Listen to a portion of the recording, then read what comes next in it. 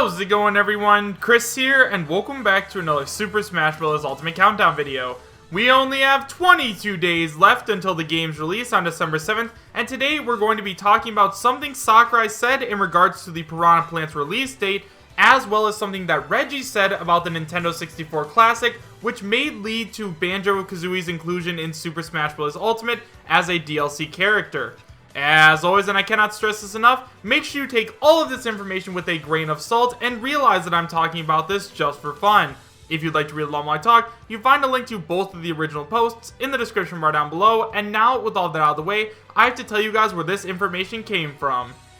So guys, neither of the things that we are going to be looking at today actually count as a leak because they came from Nintendo representatives themselves. Like I said, the Piranha Plant information came directly from Sakurai, and the Nintendo 64 Classic information came directly from Reggie. So if you guys want to leave, go ahead and do so now. Otherwise, we are going to go ahead and start talking about all of this new information.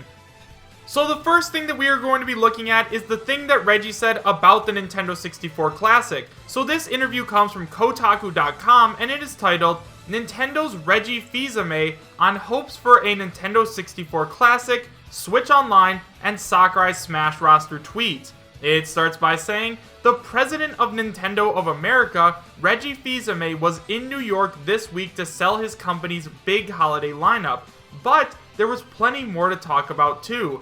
A good portion of our conversation involved Fils-Aimé's pitch for the newest Switch and 3DS games. You can read about that in the first part of my interview with him.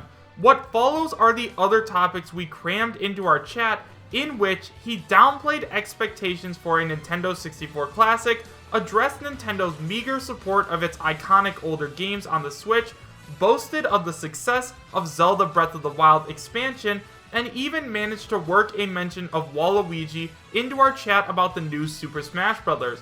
The missing Nintendo 64 Classic. Nintendo's holiday lineup does not include a new retro console, a surprise for fans and media who expected the 2016 NES Classic and 2017 Super Nintendo Classic retro consoles to be followed by a 2018 Nintendo 64 Classic. Fils-Aimé isn't one to announce new products on the fly during an interview, but he made it sound like the window for Nintendo doing such a device is closed for now. We were clear when we did the first two Classic series that, for us, these were limited time opportunities that were a way for us as a business to bridge from the conclusion of Wii U as a hardware system to launch of Nintendo Switch, he said. That was the very strategic reason we launched the NES Classic system. The Wii U had been fading fast by early 2016, and the Switch didn't launch until early 2017. So while consumers may have been anticipating something, we view these as limited time opportunities. We've also now been very clear that as the consumer looks forward to engaging with our classic content, that is going to happen more and more with the subscription service. Would you rule out an N64 Classic coming, I asked? I would never ever rule something out, he said, but what I can tell you is certainly that's not in our planning horizon. Will the Switch's classic game selection expand?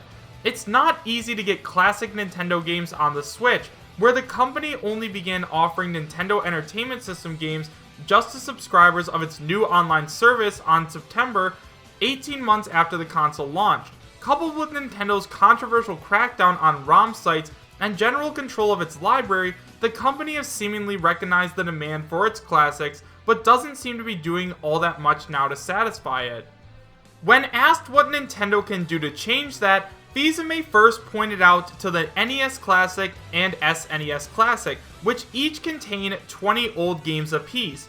As we look to the future, he said, our subscription service Nintendo Switch Online is going to be the place where you can play our classic content. Beyond NES, I asked? We'll see what comes next, he said. As you've already pointed out, we haven't even made the full library of NES games available yet. So, this content has to be optimized for the Switch environment. That's something we're working very hard to do. Like you, I look forward to playing Metroid through the Nintendo Switch Online service, and we'll be continuing to release content that way. Then we move on to some Smash stuff.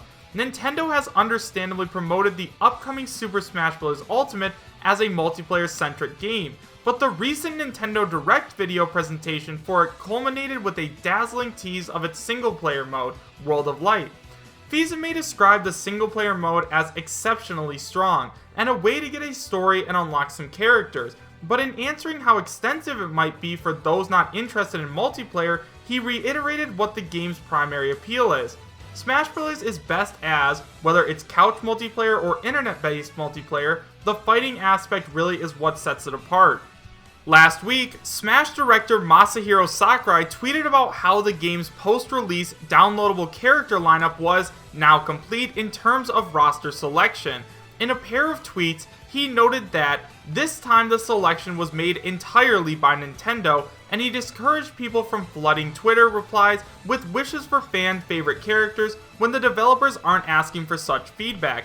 For the previous Smash games released on Wii U and 3DS in 2014, Nintendo ran a poll that encouraged fans to vote for who they wanted to see added to the game as DLC. It's unclear how much impact the vote had, though the added character Bayonetta was revealed to have received a lot of votes. Sakurai's new tweets seem to suggest there wouldn't be any fan vote this time around. I haven't talked to him, PepsiVinny said of Sakurai and his tweets, but I believe he was working hard to communicate two things. One, that the characters have been decided on. Second, that he is well in development on this, so please be patient. My interpretation is that there will be no fan polls, and that no independent poll trying to push Waluigi as an example will not influence the decisions that have already been made. Hey, he brought Waluigi up, not me, I had to ask. Do we know? Do you know if Waluigi is or isn't in the roster? We're not here to discuss that at this point in time, PepsiVinny said. He reiterated that the plan is for post-release characters to be sold bundled with new stages and music after release, but said there weren't plans for any other microtransactions for the game. In terms of competitive gaming for the new Smash, PepsiVinny said Nintendo would continue to work with the existing events that are in place, make the product available, and encourage the community. He said that Nintendo may create some events of their own, but that the Activision Blizzard model of creating their own leagues for Smash or any other game is not an approach that we believe makes sense for our content. So now, that's where we're going to end. The article does go on a little bit longer with some more information, but this is a good place to stop. So let's go ahead and talk about what I think he was talking about. So guys, the reason that I wanted to cover all this information is because of something that happened a little while ago. As you guys know, during the Grinch leak days, there were actually a couple of trademarks that happened. Isaac from Golden Sun was trademarked, and Banjo and Kazooie were actually trademarked. Now, a lot of people were speculating that Banjo and Kazooie were trademarked so that they could get their game on the Nintendo 64 Classic, since Banjo and Kazooie had games on the Nintendo 64. However, since Reggie is saying that the N64 is not being developed right now, that means that Banjo Kazooie was trademarked by Nintendo for a reason. Could this mean that Banjo and Kazooie were trademarked so that they could be a DLC character in Smash? As of right now, we have no way of knowing, but since the N64 Classic was officially just deconfirmed, I have a feeling that's the reason they decided to trademark Banjo Kazooie. So now that we've gone over everything that Reggie has said, let's go ahead and talk about a little bit of what Sakurai has said. So I found all of this information on alexpo.com, and they have an article titled, Smash Ultimate News, Sakurai reveals Piranha Plant release date. It starts by saying, new Smash Ultimate News has been revealed in a Famitsu interview with the creator himself, Masahiro Sakurai. Sakurai has revealed a rough estimate for the Piranha Plant release date. He's also given more details on online play and amiibo releases. Smash Ultimate News, Piranha Plant release date by February. The Famitsu interview was originally posted in Japanese by Ryukyuta2089. When asked about the release date of Piranha Plant, Sakurai said it will be available within 2 months of the Super Smash Bros. Ultimate launch. This fits in line with everything else revealed about the Smash Bros. Ultimate DLC. Most likely, Piranha Plant will be available by February 2019, with 5 more DLC packs to come by February 2020. They will likely be released every 2 months or so. The Piranha Plant DLC will be available for free to everyone who buys Super Smash Bros. Ultimate before the end of January 31st, 2019. Here's more on how to get Piranha Plant free. Smash Ultimate News, how will online play work? Sakurai also talked more about Smash Bros. Ultimate online play. online matchmaking will be much more advanced than previous games. Distance is the most important deciding factor. Players in the same area will automatically match together to avoid any lag or stuttering. There will also be VIP matches, aka Elite Smash. This is for competitive players who want to climb ranks and compete with advanced players. This gives the opportunity to separate casual and more competitive players. Then we have some amiibo release dates. With a jam-packed roster, there are a lot of new amiibo figures to come for Super Smash Bros. Ultimate. The game will launch with Ridley, Inkling, and Wolf figures, with more to follow in 2019. Amiibo from Super Smash Bros. For Wii U will also be compatible with the game. But yeah guys, now we know for 100% certainty that Piranha Plant will be released in February 2019, probably alongside its amiibo. But let me know what you guys thought about all of this brand new information in the comment section down below. Do you guys believe that Reggie was hinting that Banjo Kazooie would be in Smash Ultimate as DLC? Or do you think that the trademark they made didn't mean anything? Also, are you guys excited for Piranha Plant, and are you excited to play with him when he finally gets released? Why or why not? Thank you guys all so much for watching. Make sure to subscribe, share, and like, and I will see you guys next time. Take care.